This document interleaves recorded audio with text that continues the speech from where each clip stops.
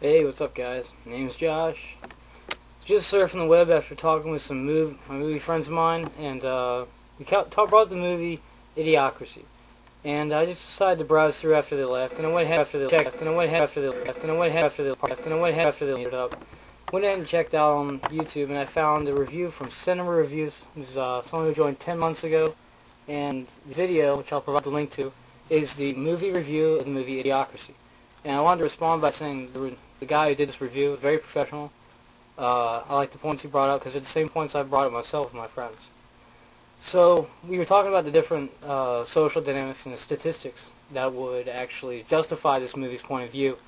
And one of the things that seems more relevant now in the last few years is if you were to watch the music video from KoRn called Evolution. Now, the statistics used in this are from what every corporation would probably use to categorize us today. Birth rates, average intelligence, number of people in a family, the average intelligence of the individuals involved in that family, human genealogy, which usually goes back about even from 1 to 700 years. Some of the older families might get 1,000 out of her 1,500. If you're Jewish, you're probably going back 3,000 years. Who knows, right? After that time period, it really matters. Because the gene pool changes so much just within a few generations that those traits sometimes become irrelevant only to surface because they conjoin with something else that favored it. At least that's my understanding of genetics. Just probability, chance, and what decided to pop its head. So, back to the movie Idiocracy. I really like this movie myself because, well, it kind of points out, you think in the last 20 years, how many of these shows like Country Fried or America's Funniest or any other Darwin Awards, dumblaws.com.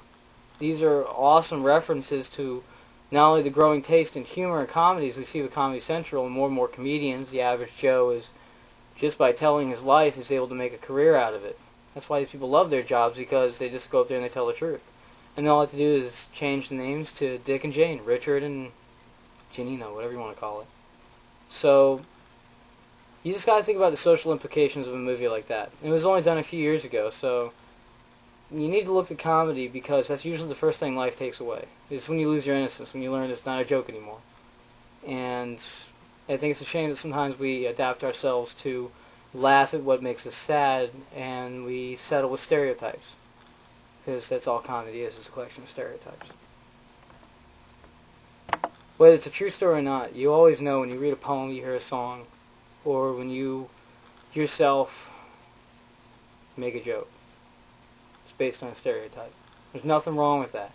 But we should learn not to laugh at it instead. Read in between the lines. Remember, don't attack me, I'm just expressing my opinion. Peace.